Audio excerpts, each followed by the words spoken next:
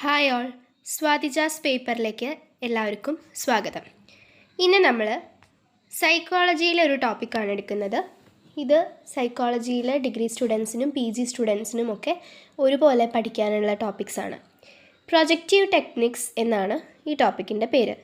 പ്രത്യേകിച്ചും ഇഗ്നോൻ്റെ MA psychology സ്റ്റുഡൻസിന് സിലബസിൻ്റെ ഭാഗമായിട്ട് ഉള്ളതാണ്. അപ്പോൾ അതുകൊണ്ട് ഇഗ്നോൻ്റെ ടെക്സ്റ്റ് ബുക്ക് ബേസിസിലാണ് പോകുന്നത്.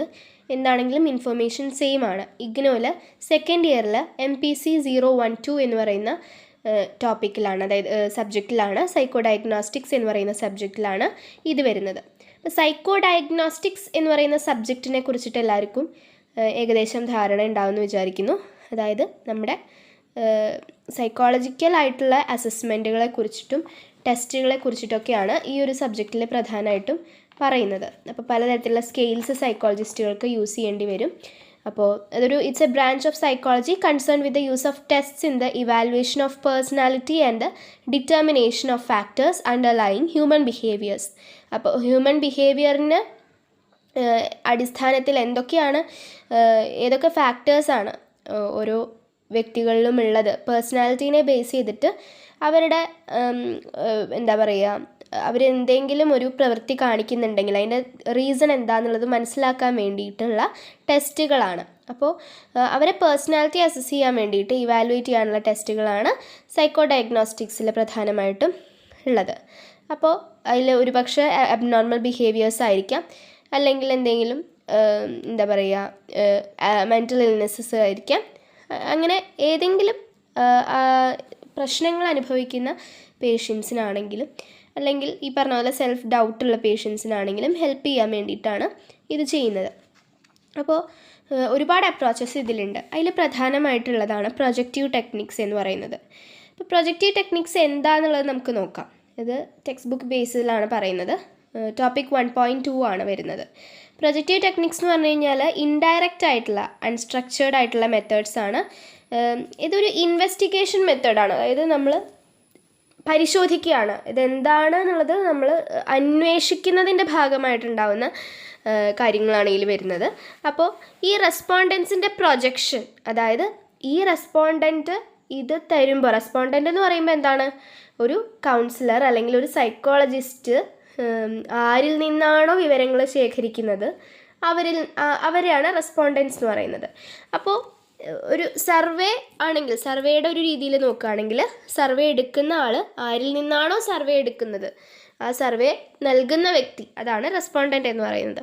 അപ്പോൾ ആ വ്യക്തിക്ക് ഏതെങ്കിലും ദുരൂഹ ഉദ്ദേശങ്ങളുണ്ടോ, അല്ലെങ്കിൽ വേറെ എന്തെങ്കിലും മനസ്സിൽ നിന്നും പുറത്തേക്ക് വരുത്താത്ത, മനഃപൂർവ്വമോ അല്ലാതെയോ റിവീൽ ചെയ്യാത്ത എന്തെങ്കിലും കാര്യങ്ങളുണ്ടോ, എന്തെങ്കിലും ഉദ്ദേശങ്ങളുണ്ടോ, ഒരു ത്വരയുണ്ടോ, അതൊക്കെ മനസ്സിലാക്കാൻ വേണ്ടിയിട്ടാണ് പ്രൊജക്റ്റീവ് ടെക്നിക്സ് ഉപയോഗിക്കുന്നത്.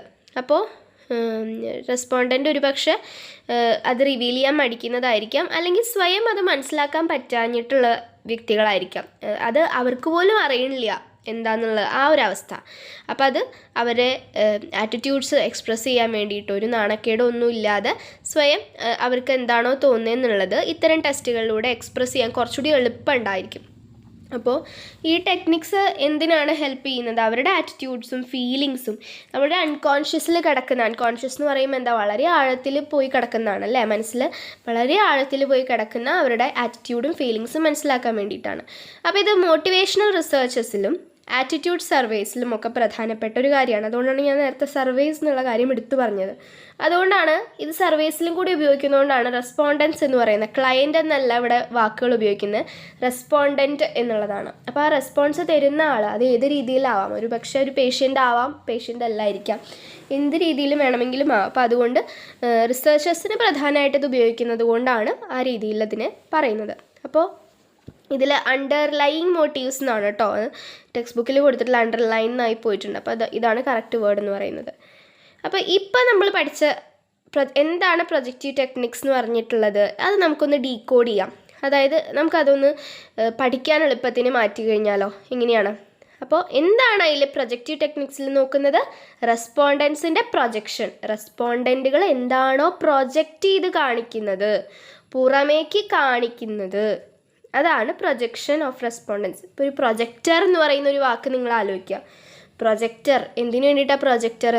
നമുക്ക് മൂവീസോ അല്ലെങ്കിൽ എന്തെങ്കിലും ഒരു വീഡിയോസോ ഫോട്ടോസോ ഒക്കെ നമുക്ക് പ്രൊജക്റ്റ് ചെയ്ത് കാണിക്കാൻ വേണ്ടി. അപ്പോൾ ആ രീതിയിൽ ഉള്ളിലുള്ളത് എന്താണോ അത് കൗൺസിലറിൻ്റെ മുമ്പിലോ സർവേയറിൻ്റെ മുമ്പിലോ പ്രൊജക്റ്റ് ചെയ്ത് കാണിക്കാൻ വേണ്ടിയിട്ടുള്ള ടെക്നിക്സാണ് പ്രൊജക്ഷൻ ഓഫ് റെസ്പോണ്ടൻസ് എന്ന് പറയുന്നത്.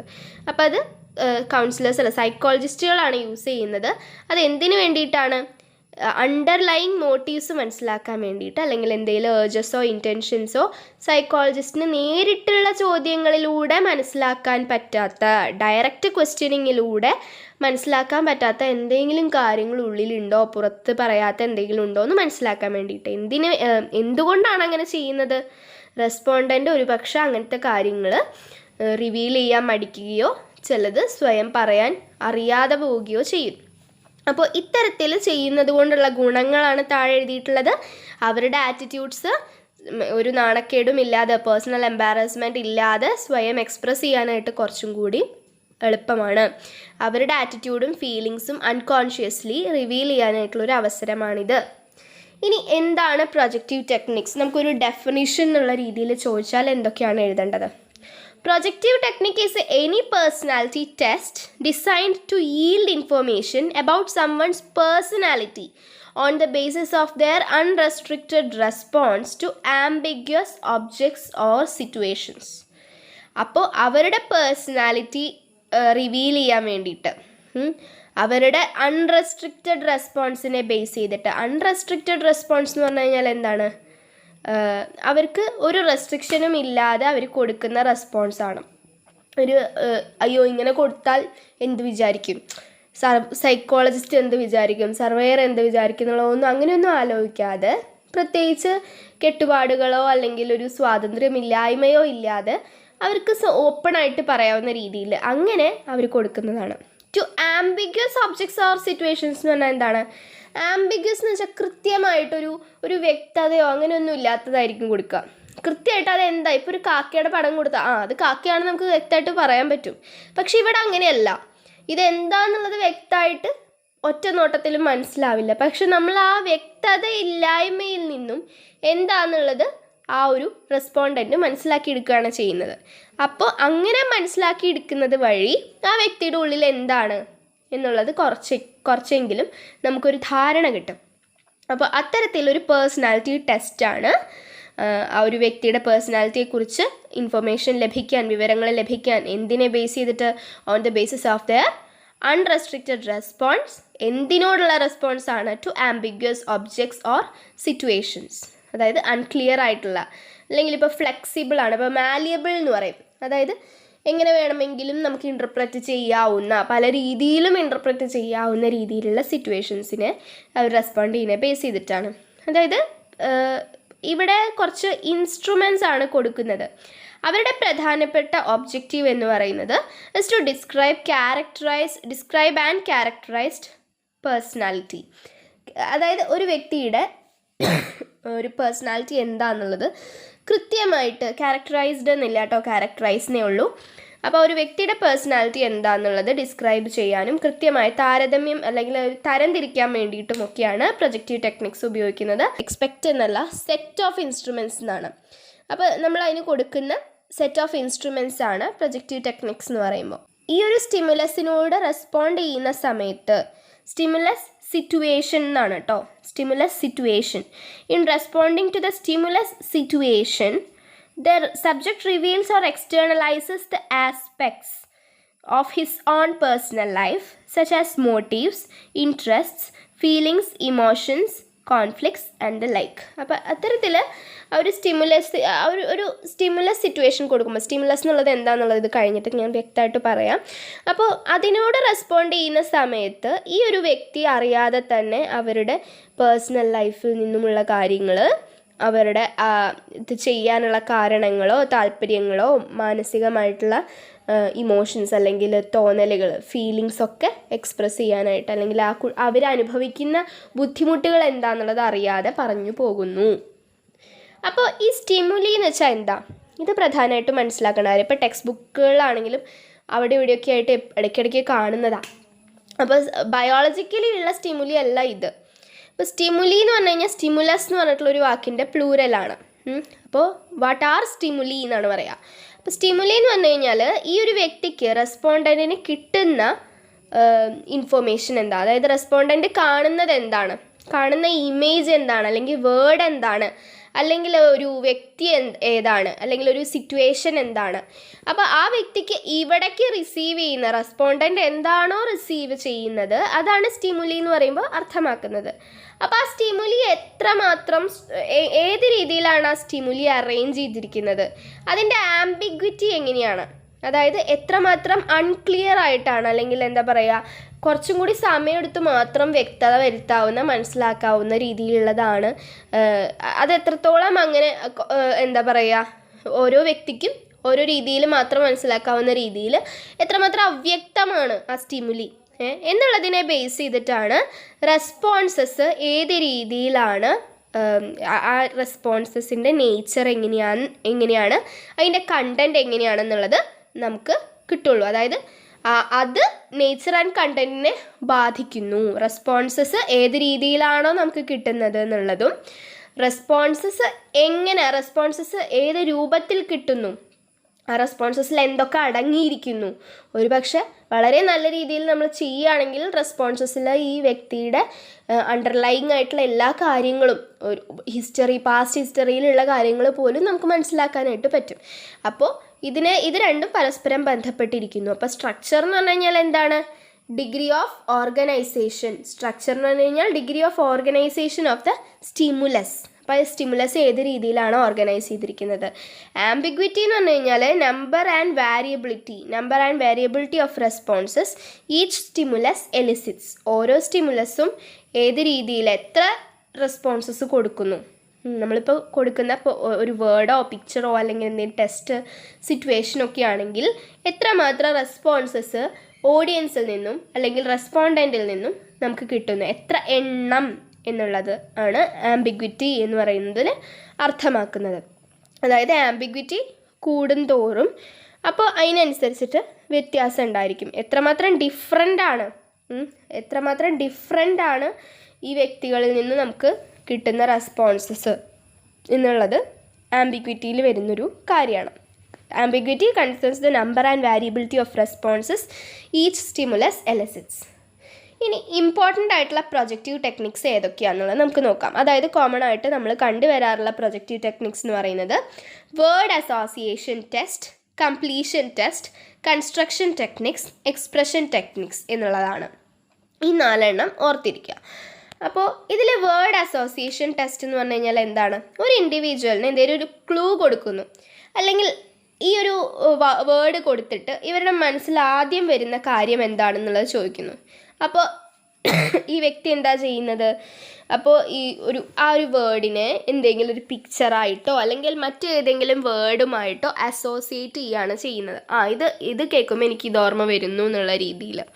അപ്പോൾ ഒരുപാട് വേർഡ്സ് കൊടുക്കുന്നു. ആ വേർഡ്സ് കൊടുത്തിട്ട് ഇതിൽ ഓരോ വേർഡ്സ് കാണുമ്പോഴും നിങ്ങൾക്ക് എന്താണോ ആദ്യം മനസ്സിൽ വരുന്നത് അത് പറയാനാണ് പറയുന്നത്. അപ്പോൾ ഇൻ്റർവ്യൂവർ എന്ത് ചെയ്യുന്നു, interviewer records the responses which reveal the inner feeling of the respondents. അപ്പോൾ ഈ റെസ്പോണ്ടൻസിന് എന്തൊക്കെയാണ് ഉള്ളിൽ ഉള്ളത് എന്നുള്ളത് റിവീൽ ചെയ്യാൻ വേണ്ടിയിട്ട് ഈ ഒരു ഇൻ്റർവ്യൂവർ ഈ റെസ്പോൺസസ് ഉപയോഗിക്കുകയാണ് ചെയ്യുന്നത്.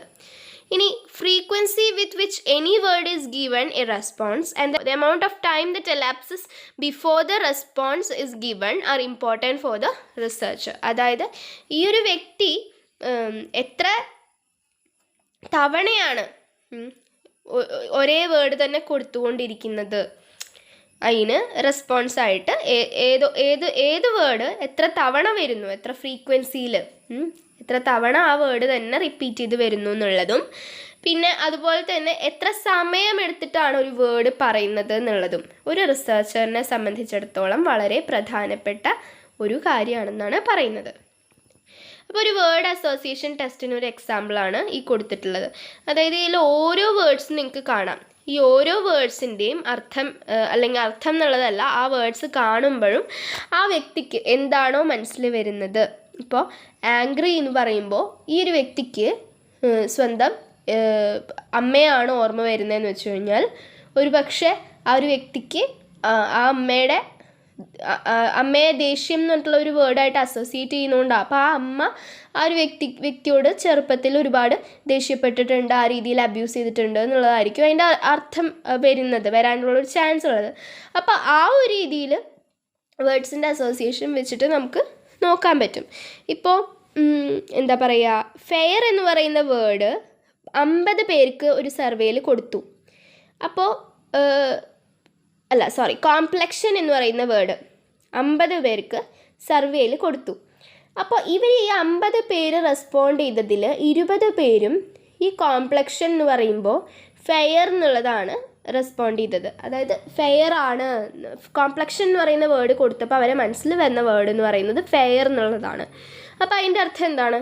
ആളുകളിൽ ഒരു ഇത്രയും ശതമാനം പേരിലും ഫെയർ എന്നുള്ളതാണ് കോംപ്ലക്ഷൻ എന്ന് പറയുമ്പോൾ, നമ്മളെ സ്കിൻ ടോൺ എന്ന് പറയുമ്പോൾ ഫെയർ സ്കിൻ ടോൺ ആണ് ബെസ്റ്റ് എന്നുള്ളതാണ് അവരെ മനസ്സിൽ കിടക്കുന്നത് എന്നുള്ളത് കൊണ്ടാണല്ലോ അവരെ മനസ്സിൽ ആദ്യം അത് വന്നത്.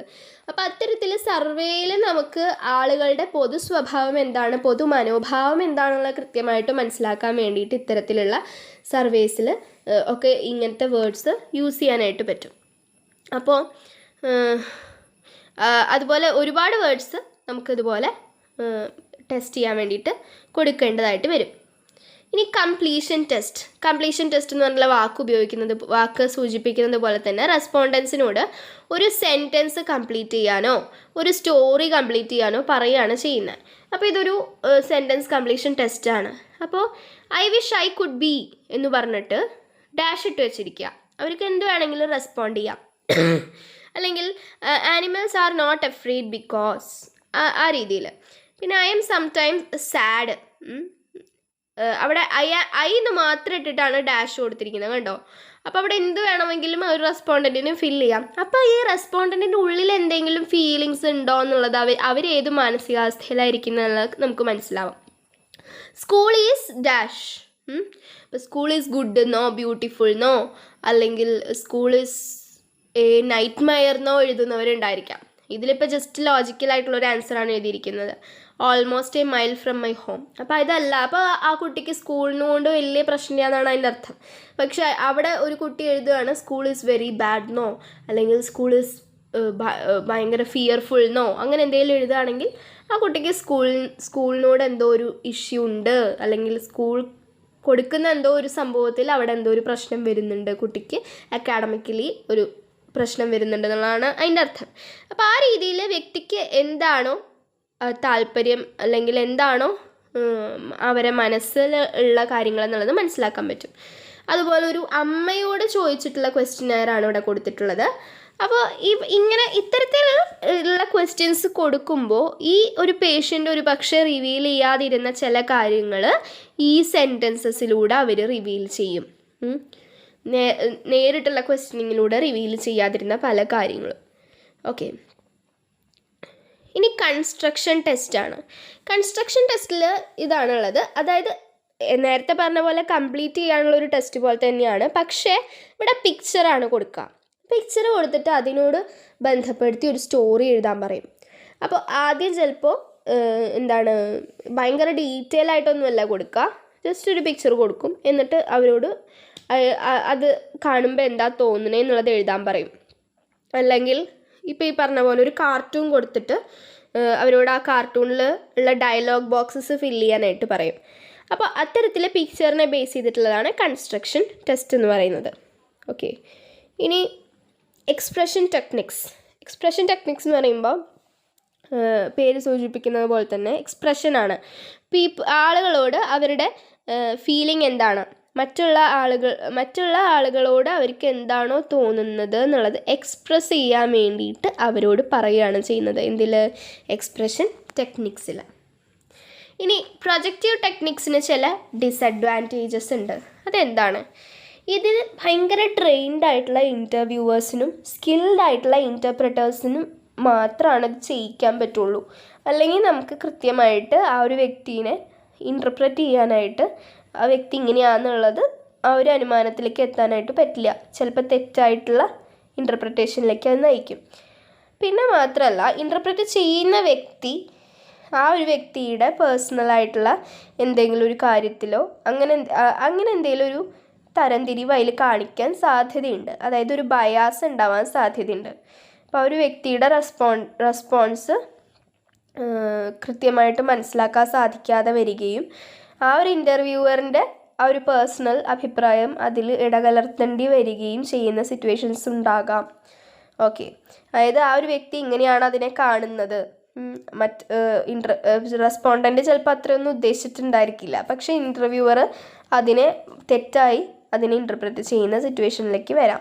പിന്നെ ഇതൊരു കോസ്റ്റ്ലി മെത്തേഡാണ്, ഇതിൻ്റെ ടൂൾസൊക്കെ ഒരുപാട് കോസ്റ്റ്ലി ആണ്. പിന്നെ റെസ്പോണ്ടൻ്റ് സെലക്ട് ചെയ്യുന്ന, ഇപ്പോൾ ഒരു റെസ്പോണ്ടൻറ്റിനെ നമ്മൾ സെലക്ട് ചെയ്യുകയാണെങ്കിൽ മൊത്തത്തിലുള്ള പോപ്പുലേഷനെ ആ ഒരു റെസ്പോണ്ടൻ്റ് റെപ്രസെൻ്റ് ചെയ്യുന്നില്ല. ഇപ്പോൾ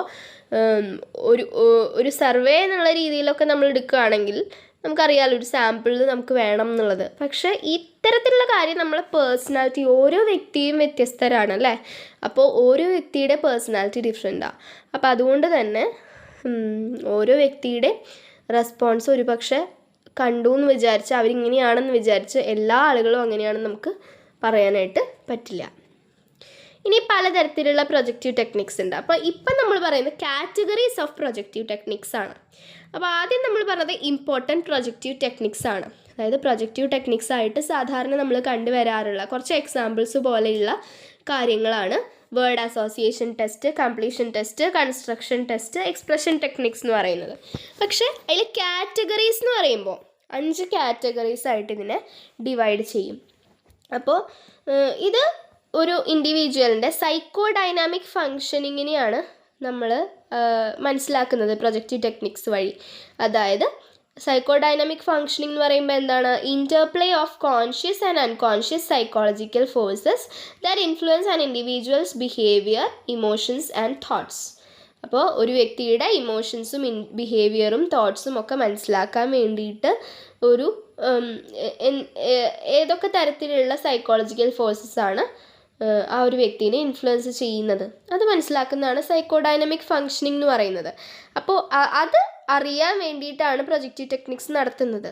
അപ്പോൾ അതുകൊണ്ട് തന്നെ ഈ ഒരു പ്രൊജക്റ്റീവ് ടെക്നിക്സ് എന്ന് പറയുന്നത് എപ്പോഴും സ്ഥിരമായിട്ടൊന്നും ചെയ്യുന്നില്ല. ഇപ്പോഴത്തെ കാലത്ത് അത് കുറച്ച് കുറഞ്ഞുകൊണ്ടിരിക്കുകയാണ് അത് ഉപയോഗിക്കുന്നത്. അപ്പോൾ ഒരു ഡോമിനൻറ്റ് പൊസിഷൻ അല്ല. പണ്ട് എന്ന് പറഞ്ഞു കഴിഞ്ഞാൽ പ്രധാനമായിട്ട് പ്രൊജക്റ്റീവ് ടെക്നിക്സ് മാത്രമായിരുന്നു സൈക്കോളജിസ്റ്റുകൾ ഉപയോഗിച്ചിരുന്നത്. പക്ഷേ ഇപ്പോൾ അത്രയ്ക്കൊന്നുമില്ല. പക്ഷേ എന്നാൽ അത് പൂർണ്ണമായിട്ടും ഇല്ലാതായിട്ടില്ല എന്നാണ് പറയുന്നത്. അപ്പോൾ പ്രൊജക്റ്റീവ് ടെക്നിക്സ് 5 പ്രൊജക്റ്റീവ് ടെക്നിക്സ് നമുക്ക് നോക്കാം. ആദ്യത്തേത് അസോസിയേറ്റീവ് ടെക്നിക്സ്, പിന്നെ construction techniques, ordering techniques, completion techniques, expressive techniques. ഇത്രയാണ് 5 കാറ്റഗറീസ് ഓഫ് പ്രൊജക്റ്റീവ് ടെക്നിക്സ് എന്ന് പറഞ്ഞു കഴിഞ്ഞാൽ. അസോസിയേറ്റീവ് ടെക്നിക്സ് എന്ന് പറഞ്ഞാൽ ഇപ്പോൾ നമ്മൾ നേരത്തെ കുറച്ച് എക്സാമ്പിൾസ് പറഞ്ഞല്ലോ, വേർഡ് അസോസിയേഷൻ ടെസ്റ്റൊക്കെ. അപ്പോൾ അത് ഇതിന് എക്സാമ്പിളാണ്. അതായത് സബ്ജക്റ്റ് ഒരു പെർട്ടിക്കുലർ സ്റ്റിമുലസിനോട് ചിലപ്പോൾ അതൊരു ഇങ്ക് ബ്ലോട്ട് ആയിരിക്കാം, അല്ലെങ്കിൽ വേർഡ് ആയിരിക്കാം, അതിനോടൊക്കെ റെസ്പോണ്ട് ചെയ്യുന്നു. അപ്പോൾ ഇങ്ക് ബ്ലോട്ട് എന്താണെന്നുള്ളത് ഇനി റൊഷാക്ക് ടെസ്റ്റ് എന്ന് പറഞ്ഞിട്ടുള്ളൊരു ടെസ്റ്റ് നമുക്ക് പഠിക്കാനുണ്ട്. അതിൽ നമുക്ക് ഡീറ്റെയിൽ ആയിട്ട് പറയാം. അതൊരു പക്ഷേ ഒരു പാറ്റേൺ ആയിരിക്കും ഈ ഒരു പേഷ്യൻറ്റ് ഒബ്സർവ് ചെയ്യുന്നത്, അല്ലെങ്കിൽ ഒരു റെസ്പോണ്ടൻറ്റ് ഒബ്സർവ് ചെയ്യുന്നത്. ആ ഒരു പാറ്റേൺ നോക്കിയിട്ട് അത് എന്താണെന്നുള്ളത് മനസ്സിലാക്കുകയാണ് ചെയ്യുന്നത്. അപ്പോൾ ഈ ഒരു സ്റ്റിമുലസിൽ നിന്ന് എന്താണ് മനസ്സിലായത് എന്നുള്ളത് സ്വയം അറിയുന്നു, പരിശോധിക്കുന്നു. അപ്പോൾ അതിൽ പ്രധാനപ്പെട്ട എക്സാമ്പിളാണ് റൊഷാക്ക് ഇങ്ക് ബ്ലോട്ട് ടെക്നിക്ക് എന്ന് പറയുന്നത്. റൊഷാക്ക് ഇങ്ക് ബ്ലോട്ട് ടെക്നിക്ക് എന്ന് പറയുന്നത് ഹെർമൻ റൊഷാക്ക് 1921 കൊണ്ടുവന്നൊരു കാര്യമാണ്. അത് നമുക്കിനി പഠിക്കാനുണ്ട്. ഇനി കൺസ്ട്രക്ഷൻ ടെക്നിക്ക് എന്ന് പറഞ്ഞു കഴിഞ്ഞാൽ എന്താണ്?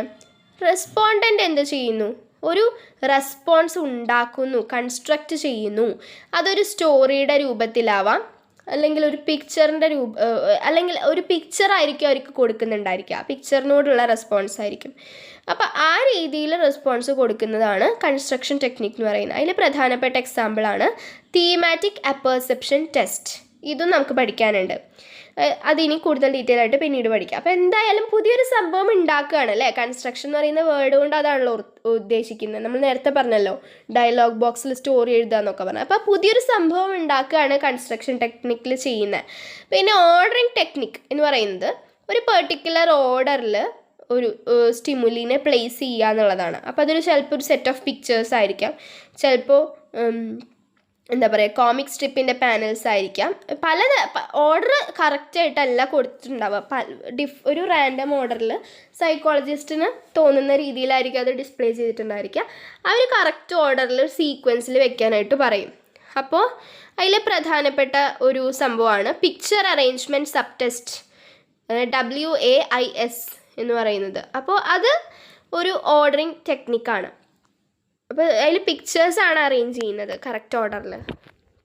ഇനി കംപ്ലീഷൻ ടെക്നിക്ക് എന്ന് പറഞ്ഞു കഴിഞ്ഞാൽ നമ്മൾ നേരത്തെ പറഞ്ഞല്ലോ, കംപ്ലീഷൻ ടെസ്റ്റ് എന്ന് പറഞ്ഞിട്ട് എക്സാമ്പിളായിട്ട് പറഞ്ഞു. അപ്പോൾ ഇതൊരു കാറ്റഗറി ആയിട്ട് നമ്മൾ ഡിസ്ക്രൈബ് ചെയ്യുമ്പോൾ ഒരുപാട് പലതരത്തിലുള്ള കംപ്ലീഷൻ ടെസ്റ്റുകൾ ഉണ്ടായിരിക്കാം. അപ്പോൾ ഈ ജനറലി പറയുകയാണെങ്കിൽ ഒരു പെർട്ടിക്കുലർ ഒരു പാർഷ്യൽ സ്റ്റിമുലസിനോട് സബ്ജക്റ്റ് റെസ്പോണ്ട് ചെയ്യുകയാണ് ചെയ്യുന്നത്. പാർഷ്യൽ സ്റ്റിമുലസ് എന്ന് പറഞ്ഞു കഴിഞ്ഞാൽ എന്താണ്?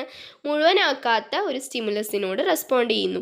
ഒരു സ്റ്റോറിയുടെ തുടക്കം മാത്രം കൊടുക്കുകയാണ്. ഇപ്പോൾ Anu likes to play football, she went to the playground എന്ന് മാത്രം കൊടുത്ത് ബാക്കിയുള്ളത് ഫില്ല് ചെയ്യാൻ പറയുകയാണ്. അപ്പോൾ അത് ഏത് രീതിയിലാണോ ആ വ്യക്തി ഫില്ല് ചെയ്യുന്നത് അത് ആ വ്യക്തിയുടെ സ്വഭാവത്തെ കാണിക്കുന്നു.